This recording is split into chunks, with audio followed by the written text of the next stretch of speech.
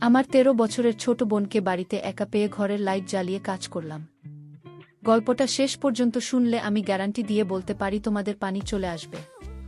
তাই আসল মজা পেতে চাইলে ভিডিওটি শেষ পর্যন্ত শুনতে থাকুন। আমার নাম বলল।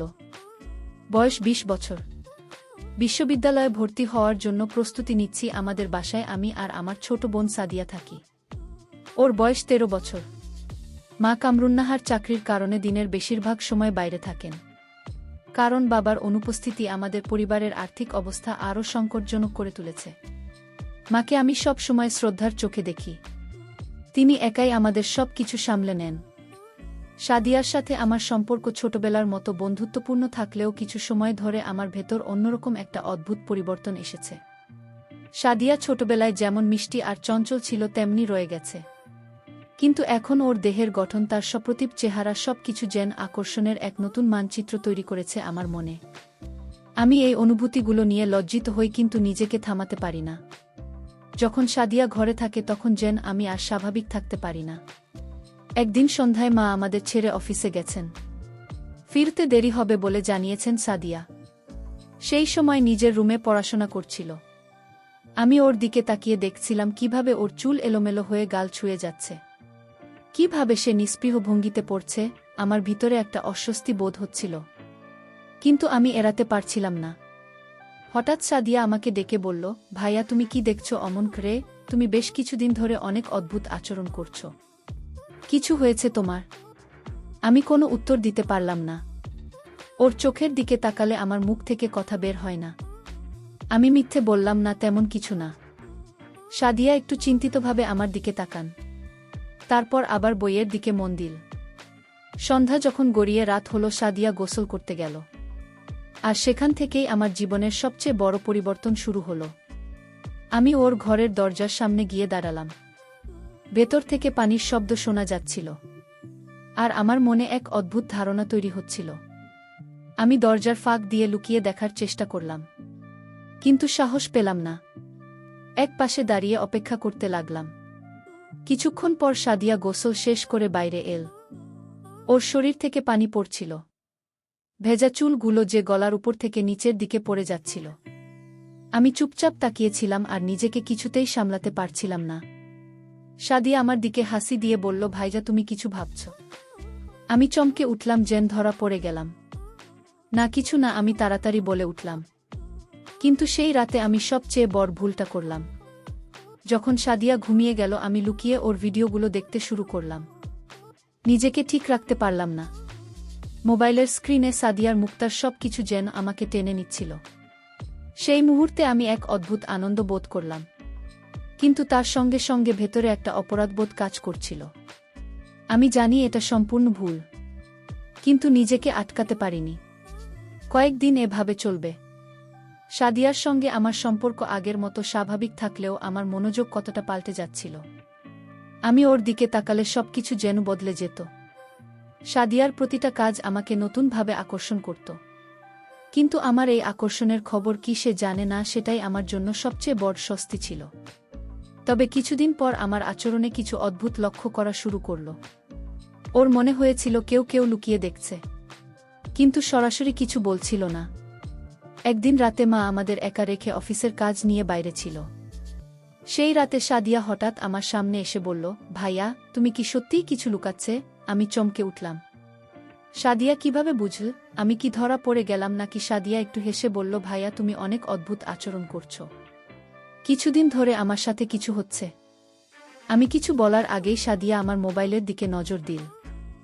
আমি হতবাক হয়ে গেলাম। ও কিছু বলার আগে আমার ফোনটা সরিয়ে নিলাম। কিন্তু সাদিয়ার চোখে একটা সন্দেহ ঝলসে উঠল। সাদিয়ার সন্দেহ ধীরে ধীরে গভীর হতে লাগল। পল্লবের আচরণ প্রতিদিনই আরও অদ্ভুত হয়ে উঠছিল। সাদিয়া তার চোখের সেই পরিবর্তনটা স্পষ্ট দেখতে পাচ্ছিল, যদিও ঠিক কি সেটা সে এখনও পুরোপুরি বুঝতে পারছিল না। ওর ভিতরে একটা অস্বস্তি তৈরি হচ্ছিল, কিছু একটা ঠিক হচ্ছে না। কিন্তু পল্লবিত তার আপন ভাই, সে এমন কিছু করবে কেন? একদিন সকালে সাদিয়া স্কুলের জন্য তৈরি হচ্ছিল। সে বাথরুমে ঢুকে গোসল করতে গেল, কিন্তু তার মাথার মধ্যে সেই সন্দেহটা ঘুরছিল। গোসলের সময় বারবার মনে হচ্ছিল যেন কেউ তাকে দেখছে। সে জানলার দিকে তাকালো, কিন্তু কিছুই দেখতে পেল না। গা ছমছম করলেও সে নিজেকে বোঝান সবকিছুই আমার মনের ভুল।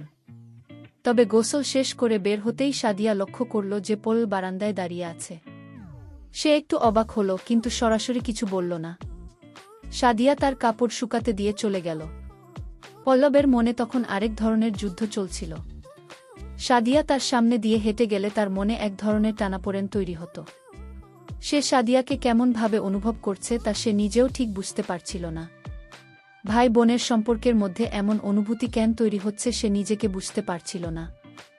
আর যখন সে সাদিয়াকে লুকিয়ে দেখছিল তখন তার অপরাধবোধ ধীরে ধীরে তাকে গ্রাস করতে শুরু করেছিল। রাতে সাদিয়া তার রুমে বসে পড়াশোনা করছিল। পলক চুপচাপ বসেছিল তার ঘরের একপাশে। তার রাজার উপর কেন্দ্রীভূত ছিল। সেজন্য প্রতিটি মুহূর্তে সাদিয়ার প্রতি আরও দুর্বল হয়ে পড়ছিল। আর সে জানত এটা ভুল, কিন্তু সে কিছুতেই নিজেকে আটকাতে পারছিল না। সাদিয়া হঠাৎই বন্ধ করে বলল, ভাইয়া তুমি ঠিক আছো তো? তুমি কিছু লুকাচ্ছে তাই না? পল্লবী অবাক হয়ে গেল। সে কিছু বলার আগেই সাদিয়া উঠে এসে তার সামনে দাঁড়ায়। ওর চোখের তীক্ষ্ণ দৃষ্টি ছিল, তুমি আমার থেকে কিছু লুকিয়ে রাখবেন? বলো না কি হচ্ছে? পলক কাঁপতে কাঁপতে বলল, না তেমন কিছু না। আমি বিশ্বাস করি না ভাইয়া। তুমি কিছু বলছো না, কিন্তু আমি বুঝতে পারছি তুমি কিছু পাচ্ছ। সাদিয়ার এমন সরাসরি প্রশ্নের মুখে পড়ল, আরও অস্বস্তিতে পড়ে গেল। সে মিথ্যা বলে এগিয়ে যেতে চাইছিল, কিন্তু সাদিয়ার চোখে সন্দেহের ছাপ স্পষ্ট হয়ে উঠেছিল। সাদিয়া কিছুক্ষণ নীরব থেকে বলল, আমার মনে হচ্ছে কেউ আমাকে লুকিয়ে দেখছে। জানো কিছু? এই প্রশ্নে পল্লবের মনের ভিতরের সব কিছু এলোমেলো হয়ে গেল। সে জানত সাদিয়া সত্যের কাছাকাছি চলে এসেছে। তার মনের ভিতরের অনুভূতিগুলো ফেটে বেরিয়ে আসতে চাইছিল, কিন্তু সে জানত এভাবে সবকিছু ধ্বংস হয়ে যাবে। সে কি করবে বুঝতে পারছিল না। সাদিয়া, আমি সত্যিই কিছু বলতে পারছি না। সাদিয়া এবার পল্লবের কাছ থেকে একটু দূরে সরে দাঁড়াল। তুমি কি লুকোচ্ছে ভাইয়া?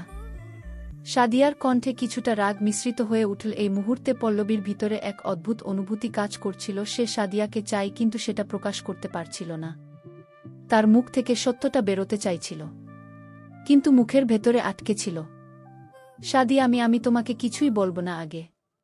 সাদিয়া আরও ক্ষিপ্ত হয়ে ওঠে, কিন্তু তখনও তার মনের গভীরে কোথাও একটা দুর্বলতা ছিল। পলক যে তার বড় ভাই, সে কথা সে ভুলতে পারছিল না। ওদের সম্পর্কের গভীরতাকে সে বুঝতে পারছিল, কিন্তু এই জটিলতার মধ্যে নিজেকে হারিয়ে ফেলেছিল। রাতে যখন সবাই ঘুমিয়েছিল, সাদিয়া তার মোবাইলে পল্লবের কিছু চাঁদ দেখার চেষ্টা করল। সে পল্লবের মোবাইল হাতের কাছে পেলে দেখতে পেল সেখানে কিছু ভিডিও রয়েছে যা তার সন্দেহকে আরও বাড়িয়ে তুলল, কিন্তু সে সরাসরি পল্লবকে কিছু বলল না। সাদিয়ার মনে সন্দেহের আগুন ধীরে ধীরে বেড়ে চলছিল, আর তার অপরাধবোধও বাড়ছিল, কিন্তু সে কিছুতেই বুঝতে পারছিল না কিভাবে এ সম্পর্কে টানাপোড়েন থেকে বের হবে। সাদিয়ার মনে সন্দেহের ছায়া প্রতিনিয়ত ভারী হয়ে উঠেছিল। পল্লবের আচরণ দিনকে দিন আরও অদ্ভুত হয়ে উঠছিল, আর তার মনে এক ধরনের অপরাধ বোধ কাজ করছিল। সাদিয়া জানত কিছু একটা ঘটছে, কিন্তু সে বুঝতে পারছিল না কিভাবে এই সত্যটা প্রকাশ পাবে। অন্যদিকে পল্লবী প্রতিদিন সাদিয়ার দিকে তাকিয়ে মনে মনে তাকে কাছে পেতে চাইত, কিন্তু সেই অনুভূতি প্রকাশ করার সাহস পেত না। একদিন মা অফিসের কাজে অন্য শহরে যাওয়ার কথা বললেন। কয়েকদিনের জন্য বাসায় পল্লবী আর সাদিয়া একা থাকবে। সাদিয়া জানত এই সময়টা তাদের সম্পর্কের জন্য একটা বড় পরীক্ষা হতে চলেছে। মা চলে যাওয়ার পর বাসায় যান এক অদ্ভুত নীরবতা নেমে এল। পল্লবী সাদিয়ার মুখোমুখি হলেও কিছু বলছিল না, কিন্তু সেই নীরবতার মধ্যেই তাদের মনে একটা অস্বস্তি বিরাজ করছিল। রাতে সাদিয়া তার রুমে বসে পড়াশোনা করছিল, কিন্তু তার মন পড়েছিল না। তার মনের মধ্যে একটা ঝড় বয়েছিল। কিছু একটা তাকে ভেতরে ভেতরে কুরে খাচ্ছিল, আর সে বুঝতে পারছিল না কিভাবে এই অস্বস্তি থেকে মুক্তি পাবে। হঠাৎ সে পল্লবের রুমের সামনে গিয়ে দাঁড়াল। দরজার ফাঁক দিয়ে দেখুন বলল মোবাইলের স্ক্রিনের দিকে তাকিয়ে আছে, আর তার মুখে অদ্ভুত একটা অভিব্যক্তি। সাদিয়া কিছুক্ষণ দাঁড়িয়ে থেকে ভাবো সে কি এই মুহূর্তে পল্লবীর মোবাইলটা চেক করবে। তার মনে হলো এখনই সময়। সে দরজার সামনে গিয়ে বলল, ভাইয়া তোমার সাথে কথা আছে। পল্লবী চমকে উঠল। সে মোবাইলটা তাড়াতাড়ি সরিয়ে রাখল, কিন্তু সাদিয়ার চোখ সেটা দেখে ফেলেছিল। সাদিয়া ঘরে ঢুকে আসতেই পল্লবী আরও অস্বস্তিতে পড়ল। তুমি মোবাইলে কি দেখছিলে? সাদিয়া সরাসরি প্রশ্ন করে বসল, বলল কিছুক্ষণ চুপ করে থাকে। তার গলায় কোনো শব্দ বেরোচ্ছিল না। সাদিয়া এবার একটু জোর দিয়ে বলল, তুমি আমার কাছ থেকে কি লুকোচ্ছে ভাইয়া? আমি দেখতে পাচ্ছি তুমি কেমন অদ্ভুত আচরণ করছো। পল্লবী এবার ধীর কণ্ঠে বলল, সাদিয়া এটা ঠিক সময় নয় এসব কথা বলার। আমি কিছু লুকাচ্ছি না। কিন্তু সাদিয়া সেটা বিশ্বাস করল না। সে হঠাৎ পল্লবীর মোবাইলটা হাতে তুলে নিল। পল্লবী মোবাইলটা নিয়ে তাড়াতাড়ি কিছু বলতে যাচ্ছিল, কিন্তু সাদিয়া সেটা থামিয়ে বলল, আমি দেখ। তুমি কি দেখছো? মোবাইলটা খুলতে টি-শার্ট চোখে ধরা পড়ল তার নিজের কিছু ভিডিওগুলো সাদিয়ার অজান্তেই ধারণ করা হয়েছে। কিছুক্ষণ নীরব থাকার পর সাদিয়ার চোখে জল এনে বলল, তুমি আমার ভিডিও করেছ? আমি কিভাবে বিশ্বাস করব ভাইয়া? পল্লবের মুখে কোনো কথা ছিল না। সে জানত এটাই সেই মুহূর্ত যেখানে সব কিছু প্রকাশ পেয়ে যাবে। তার মাথা নিচু হয়ে গেল। সে জানত তার করার কাজটা ক্ষমাহীন। আমি জানি এটা ভুল হয়েছে সাদিয়া। আমি জানি আমি তোমাকে কষ্ট দিয়েছি। আমি কিছু বলতে চাইনি গিয়ে। সাদিয়া এবার আরও ক্ষিপ্ত হয়ে উঠল। তুমি আমার বিশ্বাস ভেঙে দিয়েছে ভাইয়া। তুমি কিভাবে এমন কিছু করতে পারলে? তার কণ্ঠে বেদনা আর খুব মিলেমিশে ছিল। সাদিয়া কাঁদতে কাঁদতে বেরিয়ে যেতে চাইছিল, কিন্তু পল্লবী তাকে থামিয়ে বলল, আমি সত্যিই চাইনি এটা হোক। আমি জানি না কেন, কিন্তু আমি তোমাকে এমনভাবে অনুভব করি যা আমি নিজেও ঠিক বুঝতে পারি না। এই কথা শোনার পর সাদিয়া কিছুক্ষণ নীরব থাকল, তার চোখে জল। কিন্তু সে এবার পল্লবের চোখের দিকে তাকাল। তার মনের ভেতরে এক ধরনের দ্বন্দ্ব চলছিল। সে বুঝতে পারছিল না কিভাবে এই মুহূর্তকে মোকাবিলা করবে। তুমি কি বলতে চাইছো ভাইয়া? সাদিয়া ধীর কণ্ঠে বলল, তার কণ্ঠে ক্ষোভ আর দুর্বলতার মিশ্রণ ছিল। সাদিয়া, আমি জানি না কিভাবে বলবো, কিন্তু আমি তোমার প্রতি একটা অদ্ভুত আকর্ষণ অনুভব করি। আমি জানি এটা ভুল। আমি জানি তুমি আমার বোন, কিন্তু আমার মনের ভেতরে এমন একটা অনুভূতি কাজ করছে যা আমি নিয়ন্ত্রণ করতে পারছি না। এই কথাগুলো শোনার পর সাদিয়া অবাক হয়ে গেল। তার মন যেন এক ঝড়ের মধ্যে পড়ল। সে জানত পল্লব যা বলছে সেটা সঠিক না, কিন্তু তার মনের ভেতরেও কোথাও একটা টানাপোড়েন শুরু হয়েছিল। সে পল্লবকে ঘৃণা করতে চাইছিল, কিন্তু সেই ঘৃণাটা সম্পূর্ণভাবে তার মনে বসে যাচ্ছিল না। সাদিয়া আর পল্লবের মধ্যে যে অস্বস্তিকর নীরবতা ছিল তা ক্রমশ জটিল থেকে জটিলতর হতে লাগল। দুজনেই একে অপরের সামনে কিছু বলতে পারছিল না, কিন্তু তাদের চোখের সব কিছু স্পষ্ট হয়ে উঠছিল। সেই দিনগুলোর মতো তাদের সম্পর্ক আর ছিল না।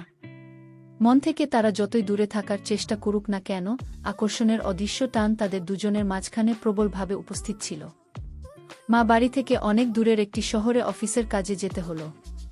সাদিয়া ও পল্লবী এক বাড়িতে রয়েছি। এমন সময়ে সাদিয়া বুঝতে নিঃসঙ্গতায় হয়তো সবকিছু বদলে দিতে পারে। পল্লবের মনে এক ধরনের উত্তেজনা ছিল, কিন্তু অপরাধবোধ তার হৃদয়কে বেঁধে রাখছিল। রাতের খাওয়া শেষ করে সাদিয়া তার ঘরে গিয়ে দরজা বন্ধ করল। সে পড়াশোনার জন্য বসেছিল, কিন্তু তার মন পুরোপুরি এক অন্য ধাঁধায় আটকে গিয়েছিল। এক মুহূর্তের জন্য পল্লবীর সাথে কাটানো সব অদ্ভুত ঘটনা, সেই অপরাধ মিশ্রিত অনুভূতি সব তার মনের মধ্যে উকি দিতে শুরু করল। হঠাৎ দরজায় শব্দ হল। সাদিয়া দরজা খুলতেই পল্লবকে দাঁড়িয়ে থাকতে দেখে। তার মুখে একটা অসহায় অভিব্যক্তি, চোখে মুখে অস্থিরতা। বুঝলাম কিছু একটা বলার আছে ওর। সাদিয়া, আমি কথা বলতে চাই, পল্লবী ধীরে ধীরে বলল, তার কণ্ঠে এক ধরনের ভারী। সাদিয়া কিছুক্ষণ চুপ থেকে বলল, কি বলবে? পলক ধীরে ধীরে ঘরের ভেতরে ঢুকে পড়ল। দরজাটা নিজে থেকেই বন্ধ হয়ে গেল যেন। চারপাশের পৃথিবী থেকে তারা সম্পূর্ণ আলাদা হয়ে গেল। আমি আর এভাবে থাকতে পারছি না, পল্লব বলে উঠল। আমার মনের মধ্যে যা চলছে সেটা আমি আর আটকাতে পারছি না। আমি তোমাকে ভালোবাসি। সাদিয়া চমকে গেল, তার চোখ বড় হয়ে উঠল। ভাইজা, তুমি কি বলছো? এটা কি ঠিক বলছো? হ্যাঁ সাদিয়া, আমি জানি এটা ভুল। আমি জানি আমরা ভাই বোন, কিন্তু এই অনুভূতিটা আমি অনেক দিন ধরে লুকিয়ে রাখার চেষ্টা করেছি। প্রতিদিন আমি তোমার সামনে থাকি আর নিজেকে হারিয়ে ফেলি। আমার এই অনুভূতি থেকে মুক্তি পেতে চাই, কিন্তু পারছি না। সাদিয়া কিছুক্ষণ নীরব থাকলেন। তার মনে এক অসম্ভব দ্বন্দ্বের সৃষ্টি হল। সে জানত পল্লবের কথা মেনে নেওয়া সম্ভব না, কিন্তু তার মনের ভেতরেও কোথাও একটা ভাঙন ধরতে শুরু করল। আমরা যা করছি সেটাকে কেউ মেনে নেবে না, সাদিয়া বলল। তার কণ্ঠে বেদনাও দ্বিধা মেশানো ছিল। তুমি জানো না এর পরিণতি কি হতে পারে? পল্লবী মাথা নিচু করে বলল, আমি জানি। কিন্তু আমার অনুভূতিটা সত্যি। আমি যা বলছি তা হয়তো অপরাধ, কিন্তু আমার হৃদয় তো আর এসব নিয়ম মানে না। সাদিয়া এবার আর নিজেকে স্থির রাখতে পারল না। তার চোখে জল চলে এল। সে বুঝতে পারছিল না কি করবে বা কি বলবে। সে একদিকে পল্লবকে ঘৃণা করতে চাইছিল, কিন্তু অন্যদিকে তার মনের ভেতরেও কোথাও যেন একটা গোপন আকর্ষণ কাজ করছিল। সাদিয়া বলল, তুমি আমার জীবনটা ধ্বংস করে দিয়েছ। তার কণ্ঠে প্রচণ্ড বেদনা ছিল।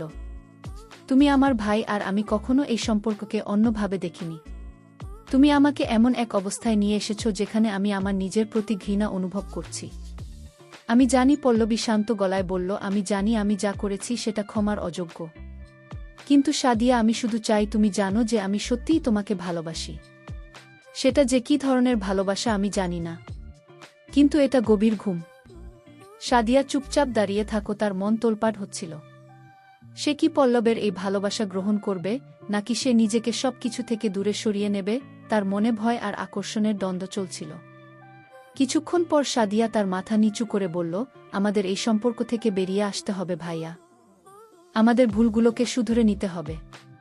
তাদের কথা শেষ হয় না, কিন্তু পরিস্থিতির জটিলতা এবং মনের আকর্ষণ তাদের ভবিষ্যৎকে কিভাবে পরিচালিত করবে তা হয়তো কেবল সময় বলতে পারবে। সাদিয়ার কথার পর পুরো ঘর জুড়ে এক ধরনের থমথমে নীরবতা নেমে এল। পল্লব কিছুক্ষণ দাঁড়িয়ে রইলেন, কিন্তু কোনো উত্তর দিল না। তার মনে তখন এক ধরনের অস্থিরতা। একদিকে অপরাধবোধ আর অন্যদিকে সাদিয়ার প্রতি অদম্য টান। সাদিয়া কোনো কথা বলছিল না। হঠাৎ বলল, ধীরে ধীরে সাদিয়ার কাছে এগিয়ে এসে বলল, সাদিয়া, তুমি কি সত্যিই মনে করো আমরা আমাদের মনেই টান থেকে পালাতে পারব? সাদিয়া এবার আর নিজেকে সামলাতে পারল না। তার চোখে আবার জল এসে গেল। সে বুঝতে পারছিল এই অনুভূতি থেকে বের হওয়া সহজ হবে না, কিন্তু তবু সে চেষ্টা করতে চাচ্ছিল। ভাইয়া, সাদিয়া কাপা গলায় বলল, আমি চাই আমরা এই ভুল থেকে বেরিয়ে আসি। আমি চাই আমরা আবার আগের মতোই এই অনুভূতি সত্যি হলেও এটা আমাদের দুজনের জন্য সঠিক না। পল্লবী সাদিয়ার দিকে তাকিয়েছিল, তার চোখে গভীর বেদনা। কিন্তু সেই বেদনার মাঝে কোথাও এক ধরনের আকর্ষণ লুকানো ছিল যা সে আর দমিয়ে রাখতে পারছিল না। সাদিয়া, আমি জানি তুমি ঠিক বলছ।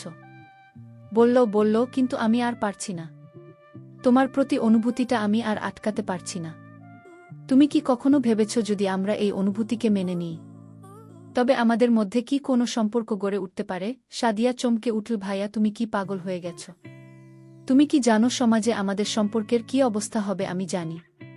পল্লবী ধীরে ধীরে বলল, কিন্তু আমি আর লুকিয়ে থাকতে পারছি না। আমি তোমাকে সত্যিই ভালোবাসি। সাদিয়া এবার পুরোপুরি ভেঙে পড়ল।